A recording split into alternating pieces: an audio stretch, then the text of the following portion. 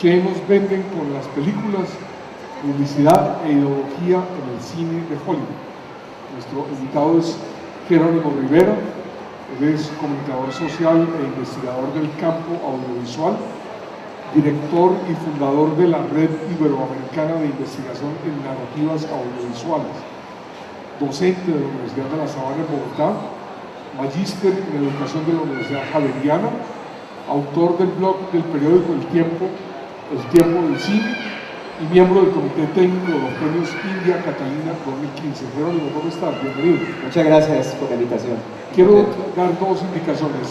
Las hojitas que le van a entregar, por favor registrar sus preguntas y en la parte final del conversatorio se podrán hacer y contestar. Me informan que hay bastante congestión vehicular y que por eso varias personas han llamado a decir que están retrasadas, que si podíamos aplazar el inicio del conversatorio, pero a mí sinceramente me da pena con ustedes, y pues vamos a arrancar y cuando la gente vaya llegando pues se va enganchando. Jerónimo, este tema, ¿qué nos venden con las películas, publicidad e ideología en el cine de Hollywood? De entrada suena un tanto exótico para el sitio en que estamos. ¿A qué te refieres tú con publicidad e ideología en el cine de Hollywood? Pero usualmente, y sobre todo a partir de los últimos años, se ha hecho una distinción muy clara entre cultura y entretenimiento, y es que ahora vemos que cada vez más es entretenimiento sin cultura. Entonces, cuando vemos cómo la industria del cine se está moviendo hoy en día a nivel internacional y particularmente en Hollywood, que es de lo que vamos a hablar hoy, pues lo que se ve es que más allá de contar una historia, de ver una película, de acercarse a unos personajes en un contexto determinado, pues lo que se está haciendo cada vez más es vendiendo un montón de cosas, desde vender un producto, vender un servicio, hasta muchas veces vender también una idea, que es un poco como lo que vamos a conversar ahorita. Como el cine de Hollywood particularmente, que es lo que vamos a hablar hoy, aunque podríamos también extrapolar en otros contextos, como el cine de Hollywood ha aprovechado esa maquinaria gigante y poderosa que tiene a partir de la industria cinematográfica a nivel internacional para vendernos toda clase de cosas, desde un producto hasta, por supuesto, una idea y sobre todo una manera de ver el mundo. Pero, ¿tú qué entiendes con Hollywood? Cuando tú hablas de Hollywood, ¿a qué te refieres? Bueno, cuando hablamos de Hollywood realmente nos estamos refiriendo a 6 grandes empresas en primera instancia y otras empresas más pequeñas que van detrás, que son las llamadas majors, las Big Six Majors. Son 6 empresas que manejan el negocio del entretenimiento a nivel mundial y que todas ellas tienen sede en Los Ángeles. Estamos hablando de Warner, de Paramount, estamos hablando de Disney, Sony Columbia, bueno, se me van, o sea, son 6 grandes compañías, todas ellas tienen muchas pequeñas compañías y ellos son los que manejan el mercado a nivel internacional, no solamente en el cine, sino también en televisión, en las noticias. Estos gigantes del cine se encargan de todo, desde buscar al escritor de la película hasta su distribución, pasando obviamente por la producción. Pero hoy en día han empezado a monopolizar todo el proceso. Hoy en día ya no solamente hacen la película, sino que también la distribuyen, la comercializan, la exhiben, porque también tienen salas de cine. Entonces fíjate, por ejemplo, una cosa con respecto a la exhibición. Cuando llega una película a una sala de cine o a un multiplex, como los que tenemos acá en el centro comercial, en cualquier otro centro comercial, pues lo que hacen es, los grandes distribuidores, que son las majors, llegan a negociar con las salas, y en la negociación, por supuesto, tiene que darle prelación total al cine de Hollywood frente al cine de otras latitudes, que termina arañando los espacios que quedan entre los grandes estrenos.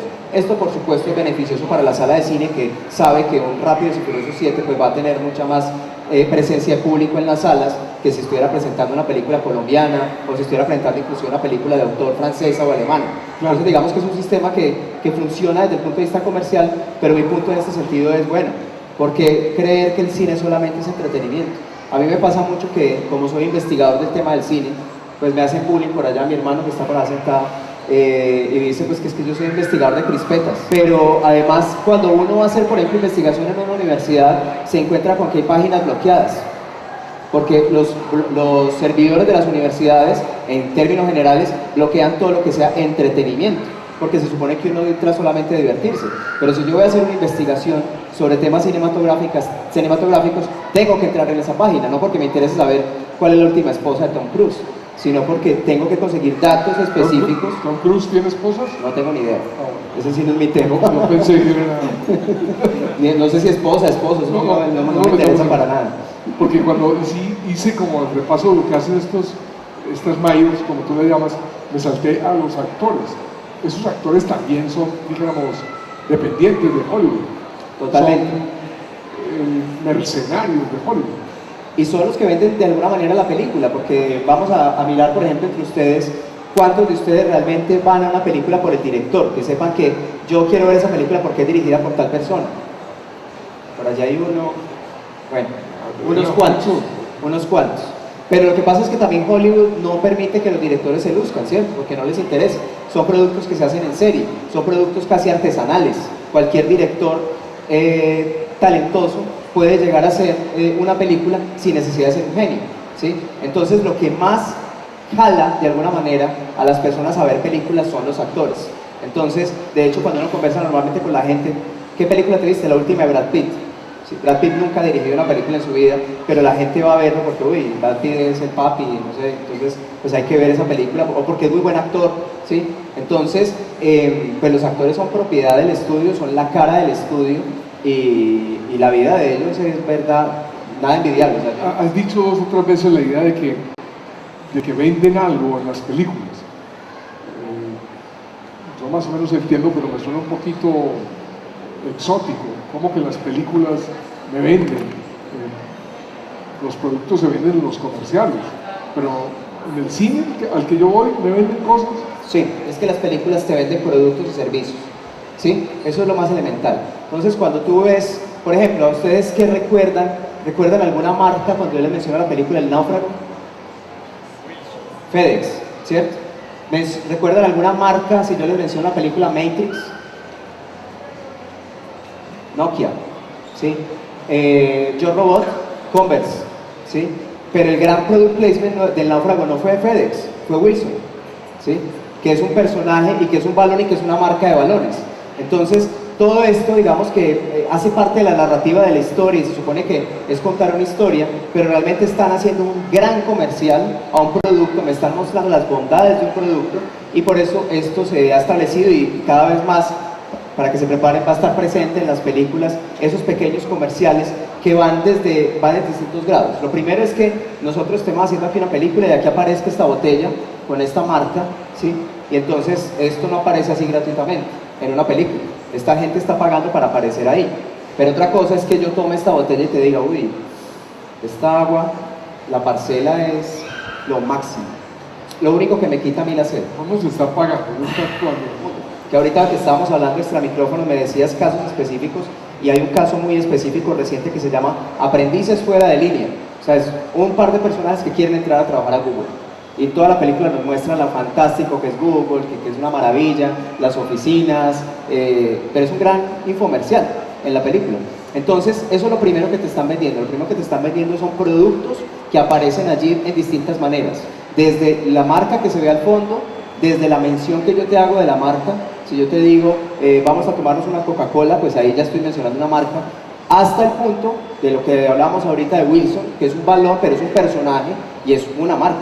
Es la marca Wilson, o la película, yo no sé si la vieron, La estafa maestra de Italian Job, en donde todos ellos manejan carros minis, ¿sí? Y el carro mini es parte fundamental de la trama porque si ellos estuvieran en una Toyota Land Cruiser no funcionaría la historia, porque estamos en las pequeñas calles de Roma y se supone que el carro mini es el único versátil y que es capaz de entrar en esos callejones. Tú ahora usaste un término técnico en publicidad, el product placement, que es el emplazamiento de productos en una película de tal forma que uno como espectador no sienta que está en un comercial, sino que ese producto es natural, que esté ahí.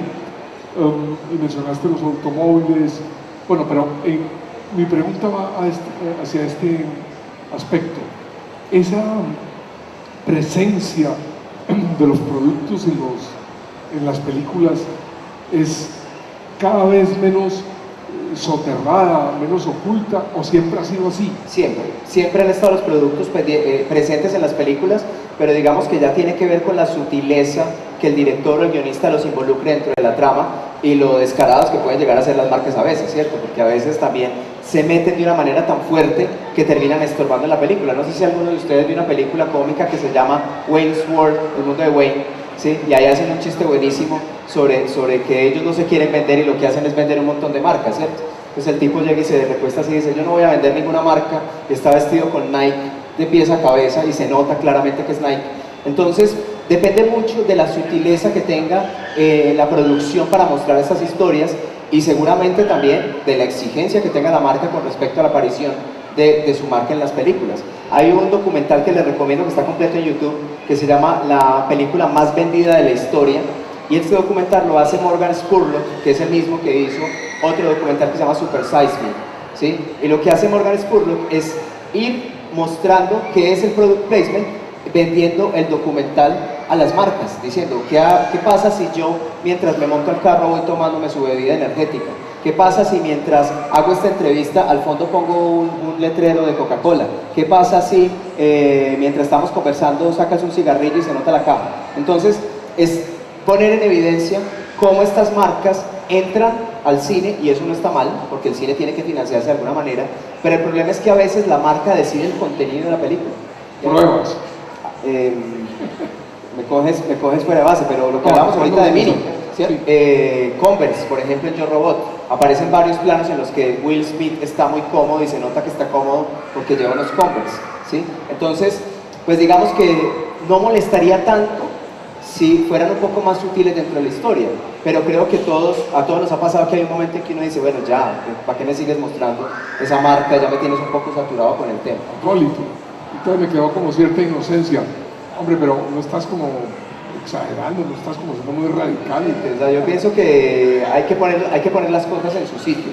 ¿Por qué para mí es importante el cine de Hollywood? Porque es que si tú te fijas, todos nosotros hemos visto por lo menos un 95% de nuestras películas son Hollywood.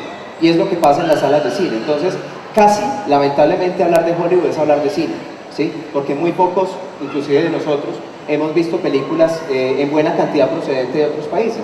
Lo interesante es que quienes somos realmente cinéfilos, o por lo menos a mí me pasa, nos sentimos un poco amenazados cuando vemos que Hollywood está imponiendo otro tipo de hacer cine distinto al que a nosotros nos gusta. Yo escribí un texto hace algún tiempo que hablaba acerca del celuloide y de cómo cada vez más se está primando la experiencia sobre el contenido. A mí lo que me preocupa es que cuando yo veo las tendencias del negocio del cine, estoy viendo que cada vez más ir a cine se está pareciendo más a ir a un parque de diversiones que ir realmente a ver una película y a entender y disfrutar una película y una historia, y que el cine deja un poco de ser esa ventana al mundo tan interesante que puede llegar a ser simplemente para hacer entretenimiento puro, que vuelvo y lo digo, tampoco el cine debe ser cultura sin entretenimiento. Bueno, hay que hacer también. Sigo de monaguillo, hombre, es que me estás escandalizando con lo que estás diciendo. Supongamos y se pone peor. Sí, te lo digo. Supongamos que en las películas, bueno, no supongamos, acepto que en las películas hay productos establecidos que se exhiben, pero si yo tengo un personaje y no le pongo zapatos Converse, sino un zapato hechizo sin marca, y cuando voy a sacar un cigarrillo tapo la cajetilla, o cuando muestro la pistola, en vez de mostrar que es una Glock, sí, que es famosa, pongo lechuza, yo qué sé. ¿No pierden realismo las películas con eso? No tiene por qué perder realismo, porque de todas maneras, inclusive cuando no se hace pautado, muchas veces se crean marcas especiales para la película que inclusive pueden ser interesantes desde la lógica de la película. O sea, si la marca dice algo sobre la historia, puede ser más interesante que mostrar específicamente esto. No tiene nada de malo que las películas se vendan, ¿cierto? Y que aparezcan marcas allí. De hecho, por ejemplo, en el cine colombiano, sería una fórmula, y es una fórmula que es válida y que bueno que se haga también, para que las películas tengan retribución. El problema es de qué manera se hace. Si yo hago una película para vender un producto, ¿sí? O si hago una película y a la vez también estoy vendiendo el producto. La primera radionovela latinoamericana hecha en Cuba en los años 50. Y la radionovela contaba la historia de una chica pobre que cosía manualmente, hasta que después de coser mucho había podido comprarse una máquina de coser Singer. Eso es importante, y gracias a comprarse la máquina de coser Singer se había hecho una gran empresaria de la costura hasta llegar a un nivel económico que le ha permitido conquistar a su galán. El dato es que la máquina de coser Singer yo no sé cuánto duplicó, triplicó, quintiplicó sus ventas a nivel internacional en toda América Latina, porque la radionovela llegaba a todos los hogares y prácticamente todas las chicas de clases populares en América Latina querían tener esa máquina de coser porque veían ese modelo para poder salir adelante, obviamente sin generar el patrocinador. Uno va con cierta inocencia de monaguillo a las películas. ¿Has averiguado o investigado cómo es la reacción del público frente a ese emplazamiento de productos? La gente se molesta, lo acepta, termina absorbiéndolo de una manera ingenua. A veces pasa desapercibido y a veces funciona, porque es que el truco está en que funcione, en que yo no sea consciente que me están vendiendo algo, ¿cierto? Yo no creo, y lo hablamos ahorita, yo no creo en la publicidad subliminal, a mí me parece que eso no tiene sentido. Es mucho más efectivo cuando las cosas te las muestran y cuando te las dicen claramente, ¿sí? Lo que pasa es que esas ideas van calando y las vamos introyectando y termina siendo mucho más efectivo en la venta o en la compra de cierto producto. Hay más presencia directa, sin ocultamientos de las marcas en las películas de Hollywood. Sí, eso está cada vez más presente. Son dueñas de muchas empresas. O sea, son pulpos que tienen muchas empresas, no solamente son grupos económicos de películas, tienen entretenimiento, tienen productos comerciales, entonces muchas veces sirven también de plataforma para lanzar sus propios productos, porque hay otro tema que no sé si se sale mucho de esto, y es que cada vez va menos gente a cine en el mundo. Sin embargo, cada vez se hacen más salas de cine en el mundo.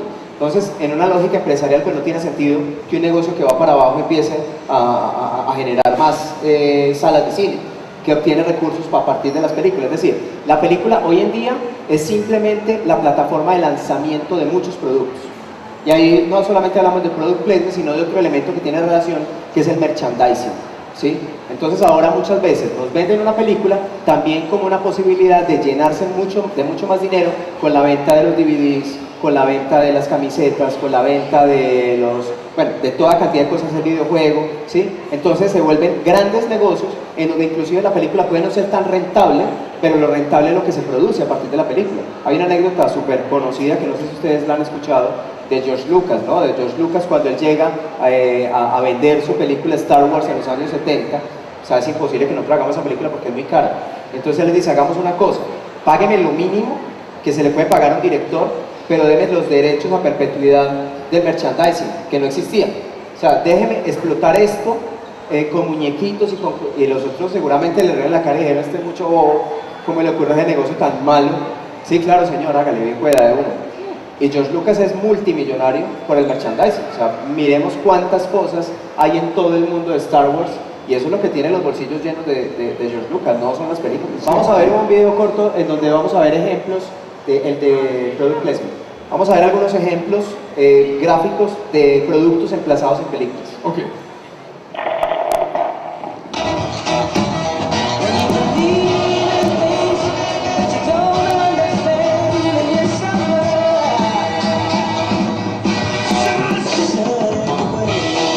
Este, por ejemplo, es un caso interesante porque ahí E.T., los productores, le ofrecieron a M&M hacer un product placement de la película y M&M no aceptó, terminó aceptando esta otra marca y gracias a haber salido en E.T. duplicaron las ventas ese año.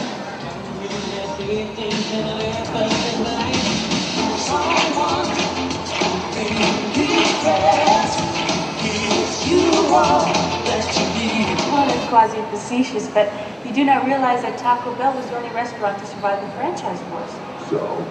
So? Now all restaurants are Taco Bell. Dinner and dancing at Pizza Hut? I mean, hey, I like a big fat piece of pizza, but come on. Your tone is quasi-facetious, but you do not realize that Pizza Hut was the only restaurant to survive the franchise wars. Cuando se ven así todos juntos, se dan cuenta de que realmente nos han vendido comercial tras comercial en el cine. Sí, es algo que, digamos, a mí lo que me gusta con respecto al tema del cine es que al ser entretenimiento, la mayor parte de los espectadores, seguramente ustedes estarán de acuerdo conmigo, pues a mí me gusta mucho que podamos evidenciar ciertas cosas, no con el ánimo de denunciar ni de hacer un panfleto ni mucho menos, sino de que los espectadores tomen conciencia de que estas cosas pasan, ¿cierto? De que esto está ocurriendo y no necesariamente que lo rechacen, pero que por lo menos sean conscientes de que las cosas pasan, que no tengamos una mirada tan inocente frente a ciertas cosas, sino que seamos un poquito más críticos frente a lo que nos están vendiendo las películas. Pues no es muy difícil dejar de creer en lo que están diciendo. Pero hablan de Hollywood como un vendedor de ideas, como un vendedor de ideologías. ¿Sí? ¿Qué es ideología? Ideología es un conjunto de creencias, de valores, de ideas, de principios que hacen parte de alguien o de algo. Es decir, todos nosotros tenemos nuestras ideologías, tenemos nuestras ideas, nuestros conjuntos de valores. Entonces, Roman Gubert decía, por ejemplo, que cuando uno entra a la sala de cine, uno no puede dejar en la puerta los prejuicios, los valores, los principios, la educación, sino que todo eso entra con uno y por eso no hay una mirada inocente. Y así como ninguno de nosotros tiene una mirada inocente frente a las cosas, esto hace, por ejemplo, que en la misma película una persona llore y otra acá salga indignada, ¿sí? Porque tenemos nuestros propios conjuntos de valores. Esta ideología y esta no tener una mirada inocente pasa en los espectadores, pero pasa también en los realizadores de las películas. Entonces puede coincidir que, por ejemplo, la película tenga una ideología de autor. El autor tiene una idea frente a las cosas. Vamos a poner un ejemplo, el autor es racista, ¿sí? Él es racista, en lo personal es racista, y él es el guionista de la película. Es posible que el villano de la película sea una persona, un negro, por ejemplo, que ha hecho, entre otras cosas, que, bueno, ahora con Pixar ha sido más diluida la cosa, pero ha hecho que en el pasado inclusive ellos veten películas porque no están de acuerdo a su identidad corporativa y a su idea frente a las cosas. Y lo otro es que también hay una ideología de país, hay una ideología de época, hay una serie de valores que son propios de cada época, de cada país. A todos nosotros nos ha pasado que vemos ciertas cosas hechas en los 60s y 50s y uno los ve ya como muy incorrectas, ¿o no? Como todo el tiempo están fumando encima en la cara los unos de los otros, en un carro, en un restaurante, le pegan a los niños, ¿sí? Tratan mal a las mujeres. Entonces uno dice, uy, no, eso es muy pasado. Lo que pasa es que estamos hablando de la ideología de otra época, ¿sí? En donde eso seguramente era normal, no estaba pues como mal visto como ahora. Entonces, en el caso específico de Hollywood, es clarísimo que nos están vendiendo una cosmovisión, nos están vendiendo una manera de ver el mundo que por supuesto está muy a tono con los intereses que representan esas compañías y que en buena parte coinciden con los intereses también de los Estados Unidos como país potencia y como país poderoso también en el ámbito del entretenimiento. Una cosa es que la ideología salga como algo natural y otra cosa es que esta ideología pase a ser propaganda o panfleto, que ahí es donde yo creo que la cosa es complicada, o cuando trata de imponerse valores a una sociedad determinada y hace parte de un proyecto específico de un país como los Estados Unidos. Que en el cine al que yo voy con toda ingenuidad para ver a Penélope Cruz, ¿sí? O Scarlett Johansson, me estás diciendo que ahí hay ideas.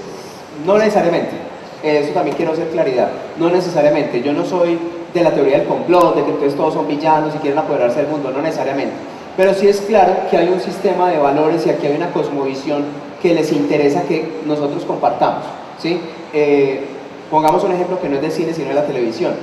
Nosotros vemos hoy televisión y yo quisiera preguntarle, por ejemplo, a la gente más joven si se sienten identificados con las series norteamericanas, si sienten que ustedes son como se ven ahí, ¿sí? Entonces eso son un montón de cosas que hemos ido aprendiendo con la televisión y con el cine y ahora los vemos y decimos, uy, qué bien nos conocen. En todo el mundo occidental es una clase media construida de alguna manera a la imagen de la clase media norteamericana, a pesar de ser tan distintos. Yo, por ejemplo, siento que cuando llegan las series norteamericanas acá, uno ve, por ejemplo, el personaje del papá y siempre es como muy raro porque es como muy bobo, ¿sí? Y hay una figura del papá norteamericano que es distinto al papá colombiano. A mí me preocupa que los papás nos vamos embruteciendo con tal de parecernos a los papás gringos de la serie, ¿cierto? Pero sí hay un modelo que de alguna manera se ha venido dando y hay una forma de vida que nos han venido trabajando y que ocurre. Y que pues no vamos a hablar aquí del tema, pero solamente pensemos en cómo vemos películas en las salas de cine hoy y cómo se veían películas en las salas de cine hace 20, 30 años, ¿sí? Hoy es un ritual del consumo, es un ritual de ir a ver, comer, comprar, ¿sí? No es gratuito que estemos en un centro comercial y que las salas estén en los centros comerciales y no lo estoy criticando, me parece que es el desarrollo que se dio en todo el mundo del tema. Ya las salas de cine no están en los centros de la ciudad ni en los barrios como era hace unos años, ya están en el centro comercial, son otro tema de consumo. Entonces, entiendo la pregunta porque pues sí, parecería como que estoy haciendo aquí proselitismo, pero no es así. Digamos que lo que yo quiero de alguna manera es que veamos que detrás de todo esto que vemos, detrás de las historias que nos divierten y que qué bueno que nos diviertan, pues hay otras cosas que es bueno estar preparados para de manera deliberada está vendiendo una idea en todas sus producciones. Muchas ideas. Hasta en el cine infantil. Vuelvo y lo digo, no estoy hablando de complot, o sea, no es una teoría del No, complot. tranquilo. De hecho, tengo en mi casa Me estás muchos DVDs quitando para la mis hijos, inocencia. DVDs para mis hijos que son películas de Hollywood, de Disney, y son felices, se saben las canciones, hasta las bailamos. Pero más allá de eso, yo sí pienso que es importante que estemos preparados para entender qué es lo que las películas nos están comentando a su debido tiempo. Pues te voy a contar una anécdota. Dale. Cuando yo era profesor de la Universidad de Medellín, yo fui profesor aquí del Señor, entre otras personas, a mí se me ocurrió que yo siempre en mi primera clase de cine mostraba la llegada del tren a la estación de los hermanos Lumière. Y yo estaba al borde de la lágrima, emocionadísimo con las primeras imágenes cinematográficas de la historia, y la mitad de mis estudiantes estaban dormidos cabeceando, ¿cierto? Entonces yo dije, no, tengo que hacer algo distinto para conectarme más con ellos, y tuve una idea que no sé si fue genial o suicida, de empezar la clase de cine con la película del Rey León. ¿Qué pasa? Pues yo hice un análisis de la película que publiqué en un artículo que ustedes pueden buscar en Google, que se llama El ciclo sin fin, una mirada a la ideología en la película del Rey León, que básicamente pues ahí planteo una serie de características de la película que ahorita vamos a ver, que tienen que ver con la ideología. Lo que yo no calculé en ese momento es que El Rey León para mí había sido una película chévere, me había divertido con ella, pero más o menos estaba insultándole la mamá a mis estudiantes, ¿cierto? Porque fue una película que para esa generación fue súper clave, y estuve a punto de ser linchado por mis alumnos, salieron indignados porque les había dañado la inocencia, porque había acabado con su niñez, ¿sí? Entonces yo les quiero pedir disculpas a todos si ahorita les voy a dañar un poquito la niñez, porque vas a hablar del Rey porque León. vamos a hablar un poquito del Rey León, vamos a ver un ejemplo De para la que más o ciudad. menos veamos cómo la ideología está presente en las películas de Hollywood y puntualmente en las películas de Disney. Si quieren veamos el video y después podamos conversar un poquito. Esta escena es una escena clave porque es el complot. Venimos de ver la familia real del Rey León y su hijo y todo esto, y este es el hermano del rey que planea un complot. Espérate, Jerónimo, ¿cómo se llama el Rey León? El rey se llama Mufasa, Sí. su hijo se llama Simba, y este personaje que vamos a ver a continuación se llama Scar, y va a plantear un complot, vamos a ver. ¡Ay, ya cállate! ¿Quieren callarse? Él empezó. ¡Qué barbaridad! Con razón estamos al final de la cadena Me alimenticia. chocan las cadenas. De no ser por esos apestosos leones, seríamos dueños del rancho. Ah, me chocan los leones. Son molestos Y peludos. y gruñones. Y además son tan feos. No creo que los leones seamos tan terribles. Scar, eres tú. Creímos que era alguien importante. Alguien como Mufasa. Sí, Ah, sí. Eso sí es poder. es verdad. Oigo el nombre y tiemblo. Mufasa. Otra vez. Mufasa. Mufasa, Mufasa, Mufasa. ¡Ay, qué miedo! Oh, estoy rodeada de tontos. Ay, Scar, tú eres de los nuestros, ¿no? Eres nuestro amigo. Rey, nadie, la, la. ¡Tontos! Sí habrá un rey. Pero dijiste que... Yo seré el rey. Apóyenme y nunca más sufrirán hambre. ¡Sí! ¡Arriba! ¡Y que viva el rey! ¡Que viva el rey! ¡Que viva el rey! Socios seremos, no olviden, el tiempo natural. Ya es hora que yo les obligue a ciertas acciones tomar. Tendrán Bueno, usted que vio Jerónimo, yo vi un tipo malo ahí, muy aburrido. Pero esta es muy interesante porque tiene muchas cosas ahí, pero yo no quiero ser el que lo diga, no quisiera escuchar si alguien encontró algo en esa secuencia. Está este que es el que está planteando el complot, que es el hermano del rey, ¿sí? Que esto, entre otras cosas, este es un dato de la película, es la historia de Hamlet. O sea, el Rey León está basado en Hamlet, sí, es la misma historia de Hamlet. Es el rey traicionado por su hermano que lo asesina y que finalmente se toma el poder. Y luego llega Hamlet, el príncipe, cuando el rey se le aparece en sueños y llega a retomar su trono. Es exactamente la misma historia la que vemos en el Rey León. Las de Disney, que son representadas por animales, pues ningún animal habla ni tiene, digamos, unos sentimientos humanos, y al ser animados en las películas, pues se representan como personas, ¿sí? Entonces vemos en esta película animales con envidia, animales con rencor, animales que planean complots. Esto no ocurre normalmente que yo sepa en el reino animal. Entonces, pues estos personajes aparecen personalizados. Y es interesante ver, por ejemplo, solo el genotipo de los personajes, ¿cierto? Si ustedes recuerdan la película del Rey León, el Rey León y Simba y todos ellos son rubios, de ojos claros y demás. ¿Y cómo es este personaje de Scar? ¿Sí? Es moreno, tiene ojos claros, tiene una barba negra, ¿sí? Si ustedes vieron la película Aladdin, seguramente se les va a parecer bastante al villano de Aladdin que se llama Jafar, porque mi concepto es un genotipo muy árabe, ¿no? O sea, no es tan americano, a pesar de ser el hermano del rey, se parece muy poquito. Pero ahora, escuchando la canción, incluso en algún momento hablan, por ejemplo, de que Scar quiere ser Musar, y está como el asunto que incluso se parece a, ¿cómo es que se llama este señor ruso? Rasputin, que fue el que tumbó, pues, de cierta manera, o pues dicen, que tumbó como a toda la familia de los zares rusos. Entonces, bien, muchas gracias. ¿Alguien más quiere comentar? Entonces, bueno, voy a hacer énfasis en varias cosas muy rápidamente. Primero, efectivamente, él tiene unas facciones que, si ellos no fueran leones sino personas, pues seguramente no son muy comunes en un americano promedio. Es alguien moreno, de ojos claros, verdes, es flaco, tiene la cara alargada, la barba negra muy profunda. Yo creería que está más por el lado de los árabes que por el lado de los americanos, mientras que el rey, que es su hermano, pues es un tipo grande, rubio, de ojos claros. Segundo, en la versión original, las hienas son dobladas por personajes afroamericanos que hablan como personas del gueto, como personajes de los barrios populares de Nueva York. En la versión en español, todo el doblaje es mexicano, pero Scar no te habla así, la hiena es la única que te habla así. Es efectivamente cómo hablan las personas de las clases populares mexicanas. Toda la historia está estructurada a partir de que el Rey León, que es Mufasa, que entre otras cosas en suajili significa rey, y Simba en suajili significa león. Entonces la película es cómo Simba se convierte en Mufasa, de eso se trata. El reino de la luz, que es el reino de Mufasa, es el que tiene derecho a todo. Yo le decía a mis estudiantes, ¿por qué son malas las hienas? ¿Qué es lo que las hienas quieren? El poder. No quieren el poder. Ellos dicen, ¿quién necesita un rey? Nadie necesita un rey, ¿sí? No, ellos quieren comer. ¿Y eso qué tiene de malo? ¿Sí? Que ellos no pueden no pueden tener acceso a la comida porque la comida está en el reino. O sea que si no entran al reino, pues no pueden tener acceso a ese tipo de cosas. Y es interesante porque son los vecinos de los Estados Unidos, tienen acento, y cuando en algún momento de la película Simba decide irse a la tierra de las hienas, llega su papá y lo rescata y termina intimidando a las hienas, diciéndole que no se metan con su hijo.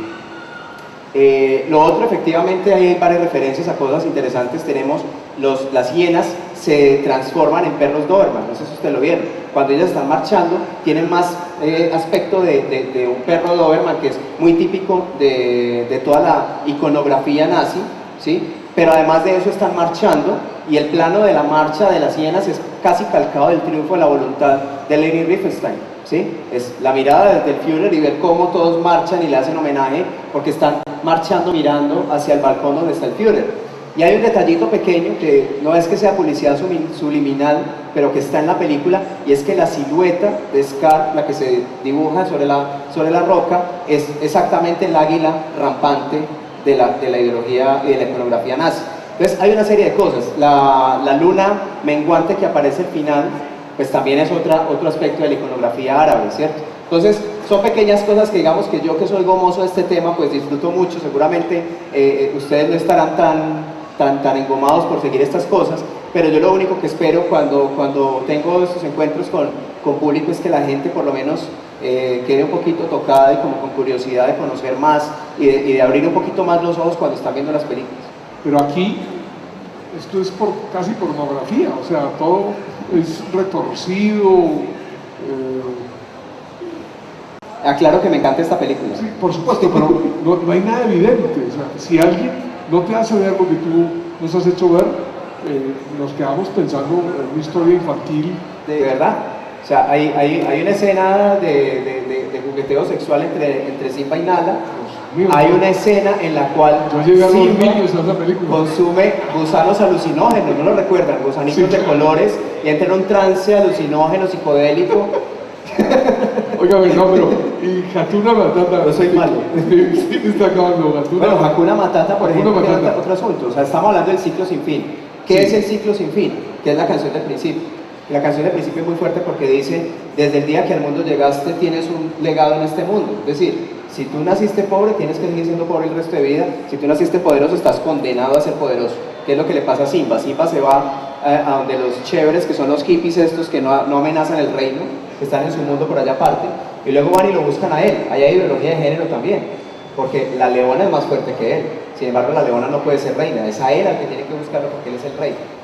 Y aparte de esto, pues este personaje se va, y cuando su tío sube al poder, el reino queda en las tinieblas y todo queda destruido. Pero cuando él regresa, otra vez se restablece el ciclo sin fin, y la primera escena es exactamente igual a la primera escena, la última escena es exactamente igual a la primera, y es cuando todo mágicamente retorna a la normalidad. Entonces, en ese orden de ideas de tú estás predestinado a ser lo que eres, ¿sí? También viene la canción de Hakuna Matata, que es muy fuerte. Dice, si ustedes recuerdan, el personaje de Timón dice, si el mundo te da la espalda, dale la espalda al mundo. Hakuna Matata, no te preocupes, sé feliz. El mundo está mal, pero somos hippies y vivimos chévere y no hagamos nada en contra porque el sistema funciona bien como está. Me quedo pensando en esto. Esa ideología va cambiando con el tiempo. Usted hablaba de ideología política, ideología religiosa.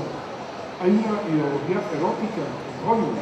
Digamos, todo esto ha ido evolucionando. A propósito de lo que decías de cómo cambian. Miren, por ejemplo, ustedes se imaginan una película como La princesa y el sapo hace 15 años, hace 20 años, no sería posible. Tener una heroína que no es princesa, porque es una persona del común, pero que además es negra. Eso solamente puede pasar ahora que hay un presidente negro, ¿sí? Entonces digamos que el conjunto de valores sí va evolucionando, tanto en la sociedad como en las películas, y cosas que antes no estaban bien vistas o no se consideraban, pues cada vez van teniendo más cabida. Digamos, el otro tema ahora con respecto al cine, a la televisión y demás, es temáticas que antes eran tabús como lo LGTBI, ya cada vez más están presentes también ahí porque digamos que se ha ido ampliando el espectro. Entonces es interesante porque cuando hablamos de cine estamos hablando de una representación, ¿sí? Nos están construyendo una realidad específica que no necesariamente es la misma realidad que nosotros experimentamos, y al construir esa realidad, pues ahí por supuesto tiene que haber alguna carga ideológica por todo lo que hemos venido conversando hasta el momento, que vuelvo y lo digo, no necesariamente es complot y son villanos y nos quieren acabar, pero pues que efectivamente hay que ser conscientes de que está. La estrategia del Caracol fue una película financiada por Caracol Televisión. Sergio Carrera dice que no, pero yo estoy seguro que ahí tiene que haber algo, ¿cierto? O sea, ¿por qué no es la estrategia de la tortuga, sino del caracol? Bueno, sabemos que tiene lógica dentro de la película que sea un caracol, pero podría ser un cangrejo ermitaño. Bueno, es mal pensado que es uno. Sí, sí. Creo que no es tan evidente, la ideología está. De hecho, si tú te fijas, el cine colombiano en los años 70s, 80s era un cine muy de izquierda. Tenemos una película colombiana en los años 70 que hoy en día sería imposible, que es Canaguaro, protagonizada por un guerrillero. ¿Te imaginas hoy en día una película protagonizada por un guerrillero? O sea, nadie la iría a ver, o todo el mundo la rechazaría, o la gran mayoría de la gente la rechazaría. Entonces creo que si hay un sistema de valores que va dándose en la sociedad y que influye en el cine que se hace, ¿cierto? Y en el caso concreto del cine colombiano, tradicionalmente, lo que ha reflejado el cine colombiano, tradicionalmente, ahora ha ido cambiando un poquito, ha sido la realidad bogotana de las clases medias y clases altas bogotanas. Y lo que pasa, por ejemplo, cuando el cine colombiano retrata la clase baja, es muy interesante porque es la clase baja retratada por la clase alta. Todos sabemos que ninguna persona, muy pocas personas de bajos recursos van a alcanzar a hacer una película. Entonces son las personas pudientes haciendo películas sobre los pobres y haciendo ridiculizaciones sobre la gente de clase baja, ¿sí? Con una claridad, es que la gente de clase baja no puede ir a cine, no tiene dinero para ir a cine. Entonces es la gente de clase alta o media haciendo una película sobre los pobres que ve la clase media en donde ridiculiza de alguna manera a los pobres. Estoy generalizando mucho, pero así pasa. Las clases bajas, por ejemplo, en el cine han sido retratadas siempre de maneras distintas, pero pocas veces de manera auténtica. Si tú te fijas, por ejemplo, el cine mexicano se encargó de romantizar la pobreza y lo sigue haciendo en la telenovela. Todos los pobres son buenos, todos los ricos son malos. Esa es la idea, ¿cierto? Y la niña pobre luego va a triunfar en la vida. ¿Y qué significa triunfar en la vida? Convertirse en una niña rica, o sea que es una traicionera a su clase social, ¿cierto? Porque tú tampoco ves que la familia se vaya a vivir al palacio, sino que ella se va y triunfó en la vida y todos somos felices porque ella triunfó en la vida. Entonces, pues creo que no es tan evidente como ocurre con Hollywood, pero sí efectivamente tiene que haber ideología y existe ideología en el cine colombiano. ¿Ya la vio? ¿Cómo le pareció la película, la entrevista, The Interview, sobre el dictador de Corea del Norte? Terrible, indignante, es una película indignante.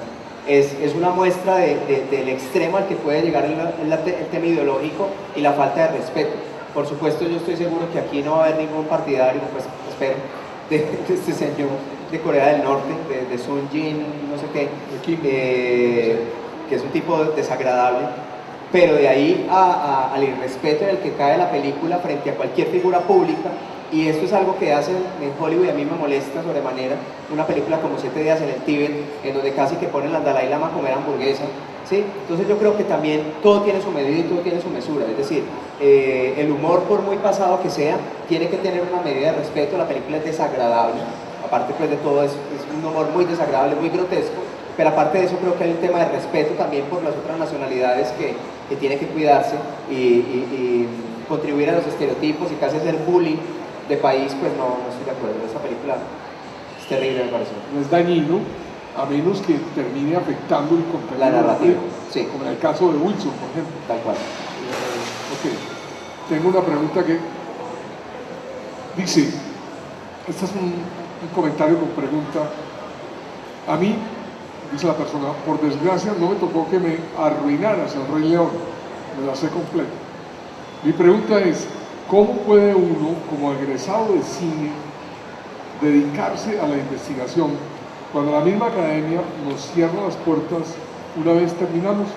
Soy una convencida del tema, pero ese ha sido el mayor obstáculo que he encontrado. Sí, lamentablemente el tema de la investigación ahora en Colombia es bien complicado. Nosotros, bueno, seguramente ustedes habrán enterado por medios de comunicación la gran pelea que tuvimos los investigadores este año con Conciencias, en buena parte, sobre todo los investigadores de ciencias sociales, porque hay una visión tergiversada de lo que es la investigación y hay una visión utilitarista de la investigación, es decir, solamente están pensando en financiar investigaciones que sean productivas o que aporten a coyunturas concretas, y ciertos temas, por ejemplo, de cultura siempre pasan al último plano. Nosotros somos como el gran patito feo de los investigadores, entonces pues las ciencias sociales son el patito feo y las artes y las humanidades son peor, casi que los parias de la investigación. Entonces pues yo creo que el tema de la investigación se mueve básicamente siempre lo he pensado, por curiosidad y por ignorancia, ¿sí? Yo soy consciente que no sé y soy consciente que quiero saber, y por pasión, ¿sí?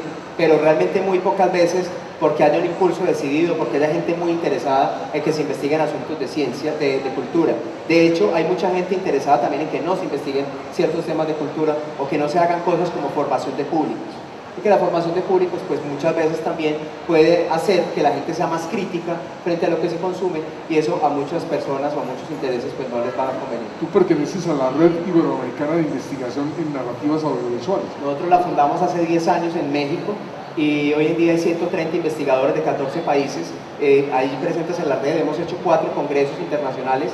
El último lo hicimos el año pasado en Ecuador, habíamos hecho ya 3 anteriormente, uno en Bogotá, uno en México y uno en Málaga y Sevilla en España. Es una red de investigadores. Si alguno de ustedes es docente universitario, experto o especialista o está haciendo su tesis de maestría en temas relacionados con audiovisual, pues me puede contactar para darle los datos de la red INAP. Igual a todos también les quiero dar mi Twitter, mi cuenta de Twitter es @JerónimoRivera. Si ustedes quieren por allí hacerme alguna pregunta o algo, pues también con mucho gusto. Y mi página web, donde están muchos de los artículos que he escrito, es jeronimorivera.com. Con todo gusto, si alguien tiene alguna inquietud relacionada con esta charla o con lo que les pueda ayudar, pues allí estaré. Ok, y la última pregunta es esta. Siempre alguien se identificará con él y otros se ofenderán. Queremos villanos políticamente correctos. Villanos políticamente correctos son casi todos los villanos de Hollywood, ¿sí? Porque ¿qué es lo políticamente correcto? Lo políticamente correcto es lo que se ajusta a la política del país en el momento determinado. Lo que hoy es políticamente correcto, mañana con un cambio y un giro de las cosas podría ser políticamente incorrecto, ¿sí? Si un país cambia de sistema político, o si la empresa cambia de ideología, va a cambiar todo esto, va a cambiar todo el sistema de valores. Entonces, lo políticamente incorrecto se ha también extendido como a muchas otras cosas. Lo moralmente incorrecto, lo formativamente incorrecto, y allí pues hay un espectro mucho más amplio. Yo creo que un buen villano es un buen villano, ¿sí? Un buen villano es un personaje bien construido, sólido, que de todas formas sí debe tener algo desde el punto de vista de la creación de responsabilidad social frente a la gente a la cual le va a llegar ese mensaje. Es decir, yo soy un convencido de que por mucho que el cine sea arte o cultura, pues el cine no debería tampoco promover, por ejemplo, el delito. Sí, es algo que no debería ser. Hay una cierta ética también de la representación. Y es que yo puedo contar muchas historias, pero también tengo que ponerme a pensar un poco qué estoy vendiendo con esas historias, qué estoy haciendo a partir de allí. Y creo que hay un poco más de conciencia frente al tema, lo hablábamos ahorita. En las películas de los 70 todo el mundo fumaba y era muy cool ser fumador, ¿sí? No podemos pensar en Humphrey Bogart sin fumar, hablando de películas anteriores, o en James Dean sin fumar. En las películas de los años 60 se le pegaba a los niños y eso era normal que pasara en las películas, que pasara. Ahorita hay un acto de contrición de muchas marcas frente al tema de la obesidad infantil, que buena parte del cine ha sido responsable también de conductas como esta. Entonces digamos que es muy importante que el cine entienda que no es solo entretenimiento, porque es que a mí esa palabra me molesta a ratos porque parece que el entertainer es como un payaso, pues solamente para hacer reír a los demás, pero es que el entretenimiento tiene un fondo. Y el entretenimiento es parte de la cultura no es solamente la cultura culta, seria, sino que el entretenimiento también es parte de la cultura, y en la medida en que es parte de la cultura, influye en todos nosotros.